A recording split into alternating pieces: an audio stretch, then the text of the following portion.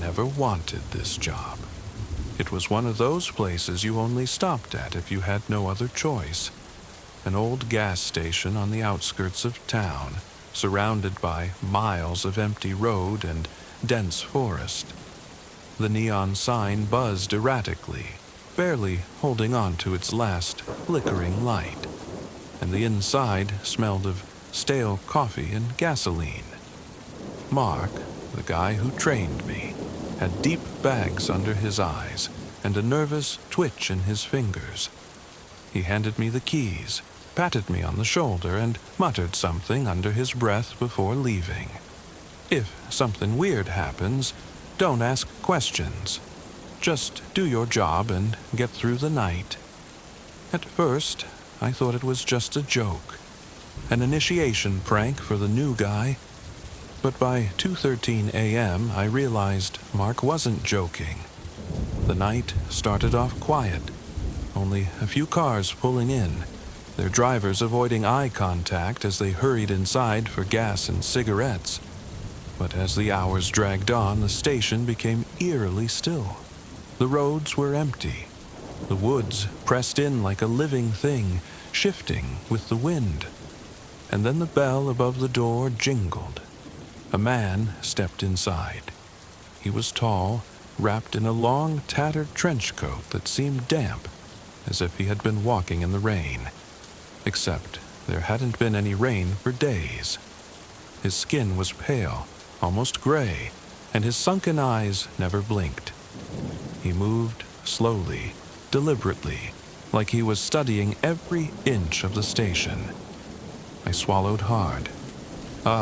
Can I help you?" He didn't answer. He just kept walking, his boots making no sound against the tile floor. When he finally stopped, he stood directly in front of the security monitors behind the counter. And then he smiled. It wasn't a friendly smile. It was too wide, stretching his cracked lips unnaturally. My fingers tightened around the edge of the counter. "Sir, do you need something?" He reached into his coat, and for a moment, my stomach dropped. I was sure he was about to pull out a knife or a gun. Instead, he placed something on the counter, a single, rusted key. I stared at it. "What's this for?" The man's grin widened, and for the first time he spoke. His voice dry and hollow, like wind through dead leaves. "You'll need it soon." And then he turned and walked out, disappearing into the woods behind the station. I watched the security monitor, expecting to see him moving between the trees, but he wasn't there. He was just gone. I should have locked the doors. I should have called someone.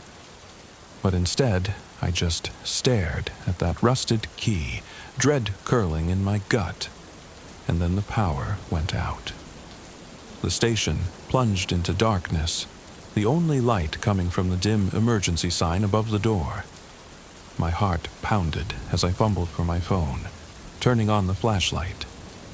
Something scraped against the glass. I whipped around, shining my light at the window. There were handprints smeared across the glass, wet, glistening, too many to count. And in the center of them, a face pressed against the window. It was the same man, but his eyes were wrong, too large, too black, and he was grinning. I stumbled backward, knocking over a display of chips and candy bars. When I scrambled to my feet, he was gone. The power flickered back on. The buzzing of the lights returned, the coolers hummed, and the security monitors blinked to life. I stared at the screen. Every camera showed the same thing. The man in the trench coat, standing in every aisle, at the pumps, behind the counter, and directly behind me. I spun around, fists clenched, but there was nothing there. The air was cold, thick, and damp, like I had stepped into a basement. Then the doorbell jingled again. A woman walked in, looking exhausted, her red hair pulled into a messy bun. She froze when she saw me, "Are you okay?" she asked. I swallowed. My throat was dry. "Did you see him?" She frowned. "See who?" I looked past her at the lot outside. The pavement was empty. The handprints on the glass were gone. The security monitors were back to normal. I forced a laugh, shaking my head. Nothing, just long shift. She gave me a wary look, but grabbed a pack of gum and a bottle of water. As I rang her up, my hand brushed against the rusted key. The moment my fingers touched it, I felt something shift, like the air had changed, like the world had tilted just slightly off balance. I shoved the key into my pocket, gave the woman her change, and tried to shake the feeling. But I knew deep down that something wasn't right, and the night was far from over. The rest of the shift passed in uneasy silence. I kept glancing at the security monitors, waiting for something to move in the corners. The woods outside felt closer than before. At exactly 3:33 a.m., the gas pumps shut off. All of them. The buttons refused to work. The card reader screens flickered with static. And then, the knocking started. A slow, deliberate knock. Knock, knock from the back door, the one that led to the storage room. I wasn't an idiot. I wasn't going to open it. But then my phone buzzed. A text from an unknown number. "Use the key." My breath hitched. My hands were shaking as I pulled the rusted key from my pocket. I turned toward the back door. The knocking stopped. I don't know what possessed me to do it. Maybe it was curiosity. Maybe it was something else. I slid the key into the lock and turned it. The door creaked open, revealing nothing but darkness beyond. And then, a hand shot out. It was him. His grin stretched wider, his black eyes locked onto mine. "Welcome home," he whispered. The darkness swallowed me whole. The next morning, the manager found the gas station empty. The security footage showed me standing at the counter at 2:13 a.m. Then the power cut out, and when it returned, I was gone. The only thing left behind was a single rusted key and a new handprint smeared against the glass. Smiling, waiting for the next shift.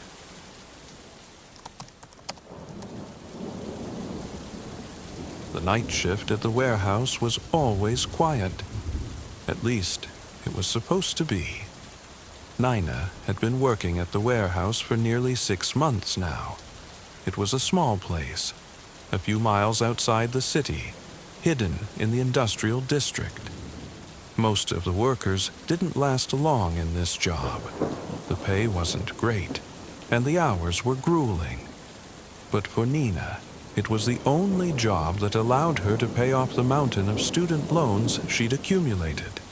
She hated it, but it was the only thing keeping her afloat. Every night, she clocked in at 10 p.m., walking past the security guard at the entrance. The guard, an older man named Ray, would always nod to her in silence, his tired eyes barely lifting from his newspaper. He never said much, but that was fine. She preferred the silence. Her shift always started in the back of the warehouse, unloading deliveries, then organizing stock for the morning crew. It was monotonous work, but she liked the routine. The only sounds were the hum of the industrial fridges and the occasional creak of the building settling. Tonight, however, felt different. Nina had barely made it past the first aisle when she heard a strange noise. It was soft at first, almost like a whisper. She paused, straining her ears to catch it. At first, she thought it might have been the wind or a machine starting up in the back. But then she heard it again, a low, guttural groan that seemed to come from somewhere deeper in the warehouse. She shook her head, trying to dismiss the noise, just your imagination, Nina," she muttered to herself. But as she continued down the aisle, the sound came again, louder this time, like something or someone was dragging itself across the floor. Nina felt her heartbeat quicken. The air in the warehouse suddenly felt colder, thicker, like something was pressing down on her chest. She glanced nervously around the corner of the aisle. The warehouse was vast, stretching far beyond the rows of metal shelves that towered over her. Everything was dimly lit, the only light coming from flickering overhead bulbs. She stepped cautiously toward the back of the warehouse. The noise had stopped, but she still felt the eerie presence of something watching her. The hairs on the back of her neck stood on end. "Ray," she called, her voice trembling slightly. "Ray, is that you?" No answer. She took a deep breath and pushed forward. Maybe it was just her nerves. After all, she'd been working late shifts for months now, and she'd never experienced anything like this before. Maybe it was just the stress from the long hours. Still, her footsteps felt unnaturally loud as she moved further into the shadows. As she rounded a corner, something caught her eye. A figure, slumped over in the far corner of the warehouse near the lotus docks. The figure was hunched and unmoving, almost like a discarded rag doll. Nina froze. The figure wasn't moving. It was covered in some sort of dark material, like a tarp or cloth. But there were strange, irregular shapes under it, as if something large and misshapen was beneath. Her stomach turned. She took a step back, unsure whether to approach or run. Then, to her horror, the figure shifted. Slowly, agonizingly, it moved, dragging itself across the floor in a way that made her stomach lurch. Her breath caught in her throat as she realized that it wasn't just a figure. It was a person, but not in the way she understood. This person wasn't walking. They were crawling, dragging their body like a wounded animal. Nina's mind screamed at her to run, but her body refused to move. She stood rooted to the spot, watching as the figure's head twisted toward her, the face barely visible under the dark cloth. Then it spoke. "Help me," the voice rasped. It was weak, barely a whisper, but Nina heard it clear as day. Something in the back of her mind told her to leave, to call Ray, and get out of there as fast as possible. But she couldn't. She had to know what was happening. What was going on? The figure continued to crawl toward her, dragging its limbs as though they were broken. Every movement was grotesque, unnatural. "Please," it whispered again, and Nina felt her knees buckle beneath her. She wasn't sure why she did it, but before she could stop herself, Nina stepped closer. Her heart pounded in her chest, her breath shallow. She couldn't take her eyes off the figure. When she reached it, she bent down, her hands trembling. She moved the cloth away, revealing the face of someone she thought she knew, someone she had seen at the warehouse before. It was Ray, the security guard. But something was terribly wrong with him. His eyes were wide open, glazed over, his mouth stretched in a silent scream. His body was twisted and contorted in ways that shouldn't have been possible. There were gashes on his arms, his skin pale and slick with something dark, something that didn't look like blood. Nina stumbled back, her hand flying to her mouth to stifle a scream. But before she could run, Ray's hand shot out, grabbing her wrist with a grip like iron. His eyes flickered to life for a moment, filled with terror. "Don't let it take you," he croaked. Then, the lights above her flickered, plunging the warehouse into darkness. Nina screamed as she felt something cold brush against her shoulder, a whisper of breath against her skin. The last thing she remembered was the sensation of being dragged into the shadows.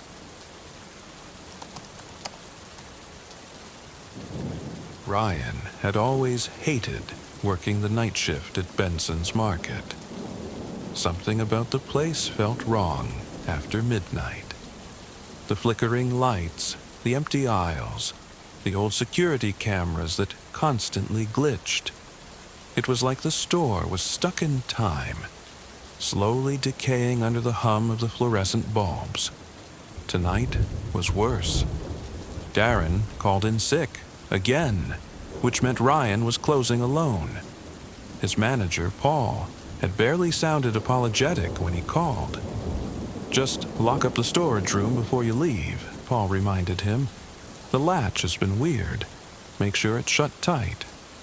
Ryan had always hated the storage room. It was colder than it should be, even chillier than the walk-in freezers. The shelves cast long, unsettling shadows. And worst of all, the room had an echo, like it was bigger than it should be. By 2 a.m., the store was silent. Not a single customer had come in for hours. Ryan scrolled on his phone, listening to the dull buzz of the overhead lights. Then, the bell above the door chimed. His head snapped up.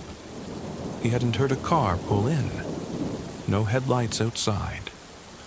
But standing just inside the entrance was a man. Tall, thin, dressed in an old-fashioned black suit that didn't quite fit. His skin was too pale, his limbs too stiff, like he wasn't used to moving. His eyes. Something was wrong with his eyes. Ryan forced a customer service smile. Need help finding something?" The man didn't blink, didn't move, just stood there, staring. Ryan's stomach twisted. "Sir?" Slowly, the man's mouth curled into a grin. It was too wide, stretching unnaturally across his face. Ryan glanced at the security monitors. The cameras flickered for a second. Static. When the screen cleared, the man wasn't there. Ryan's breath caught. He whipped his head toward the entrance. Empty. The bell hadn't chimed again. The door hadn't moved. A chill ran through him. Something about this wasn't right. He pushed away the unease and grabbed his store checklist. One last task before closing. The storage room. He wanted to get it over with. The door groaned as he pushed it open. Cold air rushed out, making him shiver. The fluorescent lights hummed overhead. He frowned. The room looked different. Most of the shelves were empty. That wasn't right. This place was always cluttered with overstock. Paul hadn't mentioned moving inventory. Then he saw it. At the back of the room, just past the last shelf, was a door that wasn't supposed to be there. Ryan froze. The storage room had one entrance. It always had one entrance. His pulse pounded in his ears. What the hell?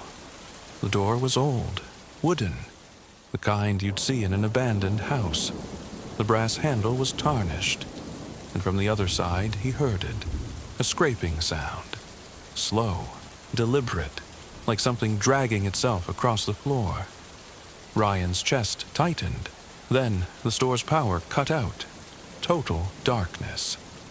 Ryan's breath came fast. The generator should have kicked in. Then came a sound. Deep, deliberate footsteps. Inside the storage room, coming toward him. Ryan fumbled for his phone, switching on the flashlight. The dim glow barely reached past the shelves. He aimed it at the back wall. The wooden door was open now, and standing just inside it was the man in the black suit. Only it wasn't a man anymore. His face was wrong. His mouth was too wide, his limbs too long. His skin twitched like something was moving underneath it. Worst of all, his feet weren't touching the ground. Ryan stumbled back, heart hammering. "What do you want?" The thing tilted its head, its mouth stretching open further, splitting at the edges. Then, in a voice that wasn't human, it whispered, "You left the door open." Ryan bolted. He sprinted down the aisles, nearly slipping as he reached the front of the store. The automatic doors locked. He slammed his fists against the glass. "Come on, come on!" Behind him, the lights flickered violently. The air thickened, pressing in on him like the store itself was sinking. A click echoed from the intercom. Then, his own voice played back at him. "You left the door open." Ryan turned. The thing was closer now, its limbs twitching, its jaw unhinged like a broken doll. He dived behind the counter, yanking open the breaker panel. His hands shook as he flipped every switch he could reach. For a moment, nothing. Then, with a violent hum, the power surged back, and the thing was gone. Ryan didn't wait to close up. He grabbed his keys and sprinted out the doors, leaving the store unlocked, the security monitors still flickering. He didn't come back the next night, or the night after. When he finally returned, in daylight with Paul beside him, the storage room was normal. No strange door, no sign of anything wrong. But Ryan knew the truth, because when he checked the security tapes from that night, at 2:47 a.m., the cameras glitched, and for exactly 13 seconds, the entire store was empty. No shelves, no freezer, no Ryan. Just the man in the black suit, standing in the center of the store, staring directly into the camera, and grinning.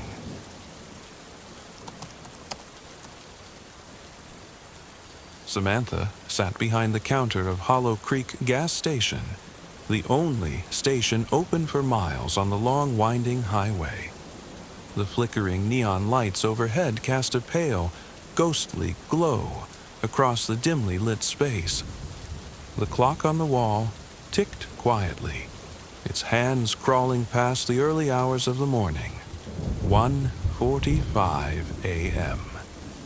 Outside, the fog had settled over the woods surrounding the station, thick and heavy, as if it had swallowed the world whole. The highway was silent. Not a single car had passed for what felt like hours. It was supposed to be a simple night shift. Samantha had taken the job about 3 weeks ago, after the previous attendant had quit abruptly. She had heard whispers from the locals about the strange things that had happened at Hollow Creek Gas Station late at night. Flickering lights, the sound of whispers in the woods, and occasional unexplained noises coming from the abandoned shack in the back lot. But Samantha didn't believe in ghost stories. She needed the paycheck. The job was straightforward. Sit behind the counter, watch the pumps, keep the place clean. Easy. But tonight felt different. She leaned back in her chair, staring at the haze outside.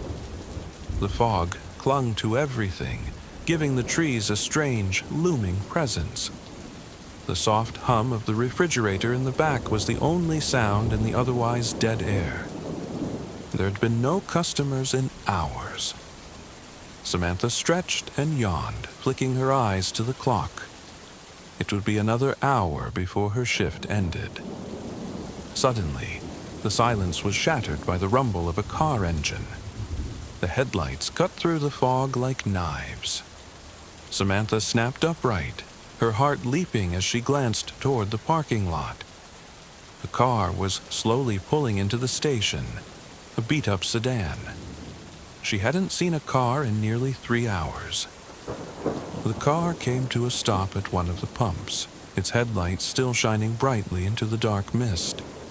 But then something strange happened.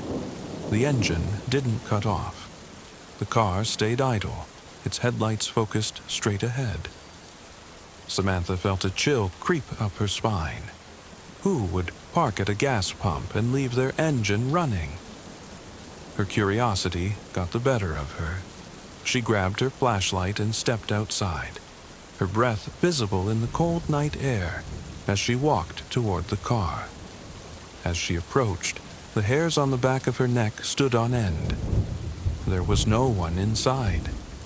The driver's seat was empty, the keys were still in the ignition, and the car was eerily still, almost as if it were waiting for something. The lights flickered on and off as if malfunctioning, but there was no sound, no movement. A cold shiver ran down Samantha's spine. This was strange. She stood there, frozen for a moment, unsure of what to do. Should she check the car or go inside and lock the door? Before she could make up her mind, she heard it. A faint sound from the trees behind the station. A rustling. Slow, deliberate footsteps in the wet grass. Samantha's eyes snapped toward the tree line, her heart beginning to race. The fog was so thick she couldn't see beyond the first few trees, but she could feel something in the air. Something wasn't right. She glanced back at the sedan, but no one had emerged. The headlights continued to glow, and the car seemed alive somehow, like it was waiting. A sudden gust of wind swept through the station, rattling the windows and making the trees groan in the distance. The rustling from the woods grew louder, almost like whispers, faint but undeniable. The sound of footsteps, heavy and deliberate, coming closer. Samantha's instincts screamed at her to go back inside. She took a step toward the door, but then she stopped.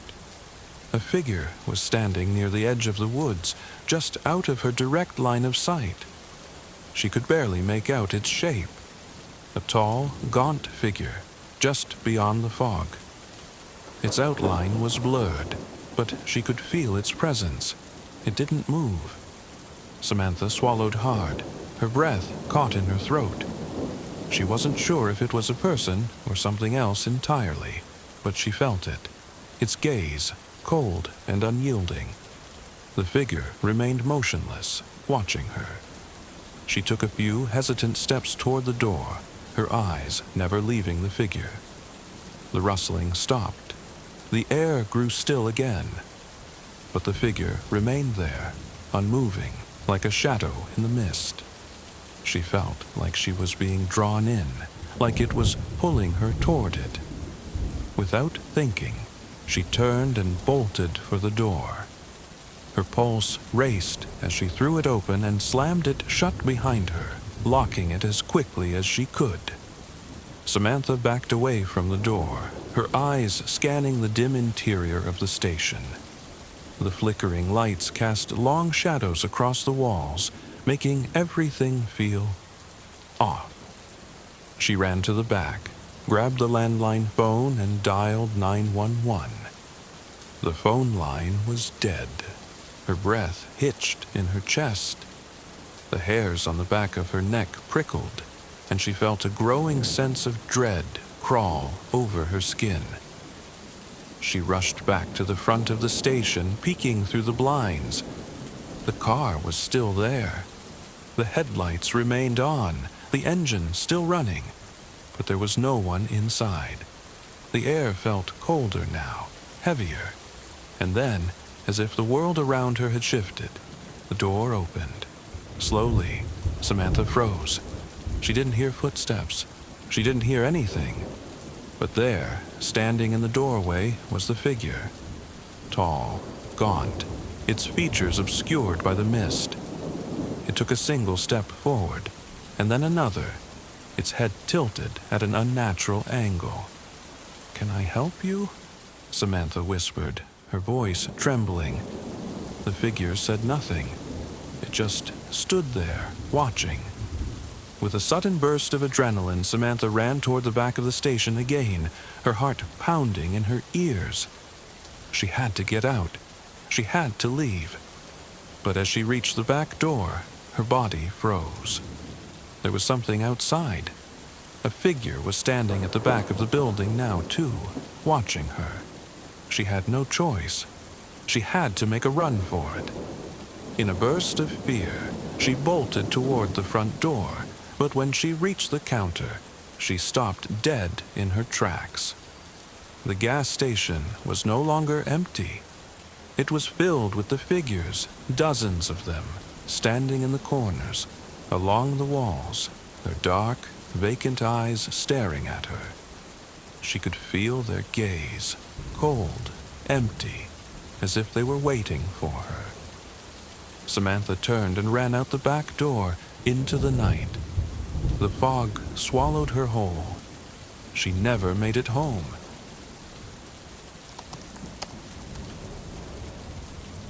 The neon sign buzzed weakly, struggling to hold on to life in the oppressive darkness of the highway.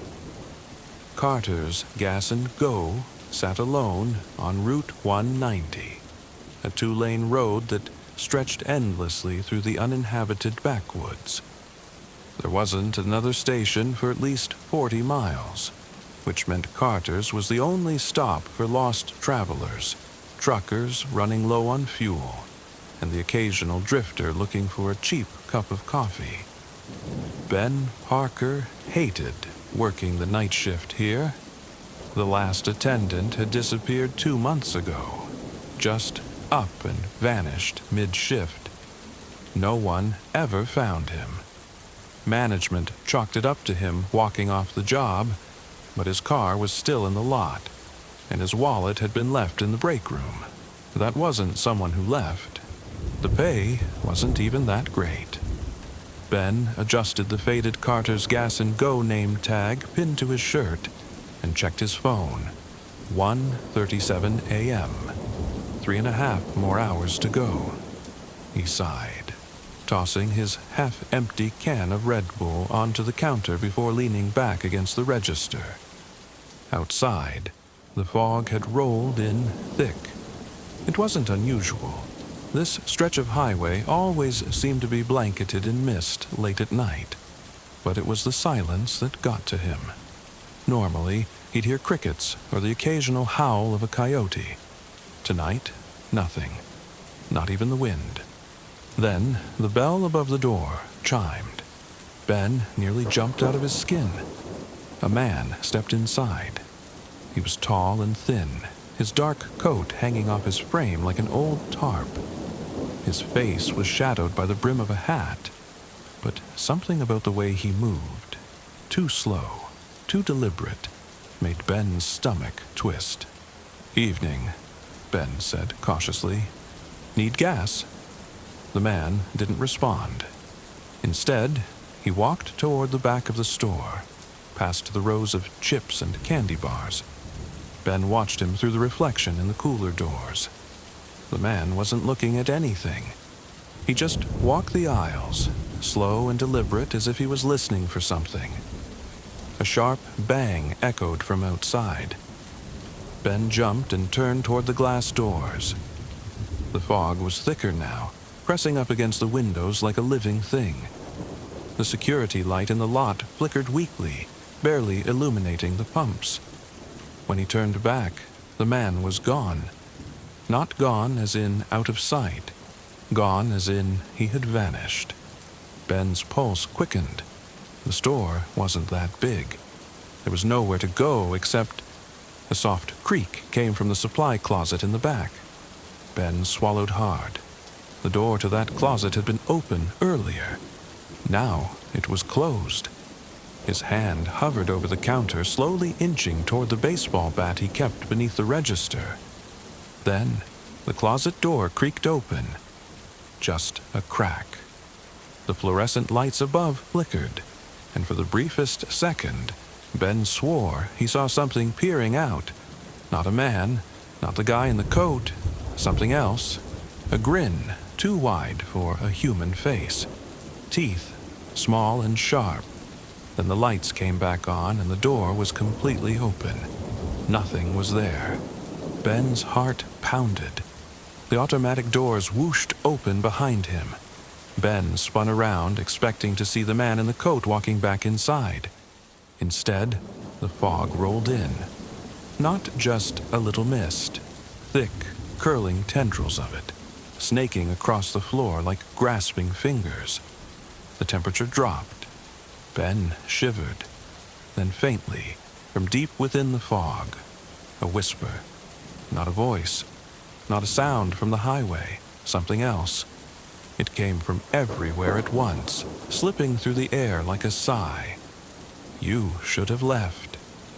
The Red Bull can on the counter suddenly tipped over, rolling off the edge and hitting the floor with a sharp clink. The sound echoed through the store like a gunshot. Ben bolted.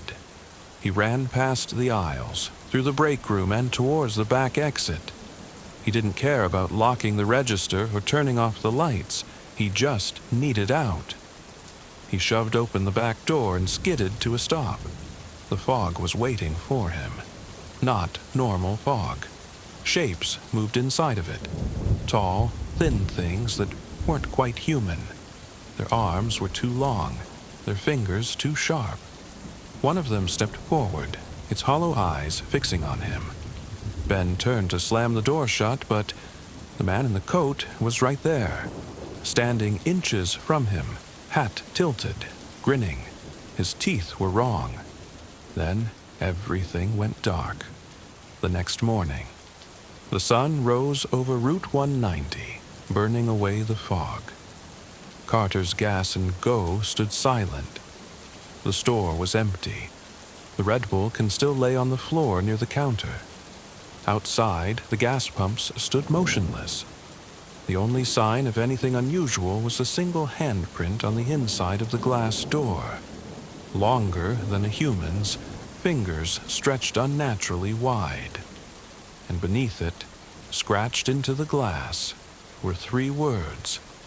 Not the first. Thank you for listening to my story. I hope you enjoyed it. Don't forget to like, subscribe, and turn on the notifications, because more stories are coming. See you in the dark.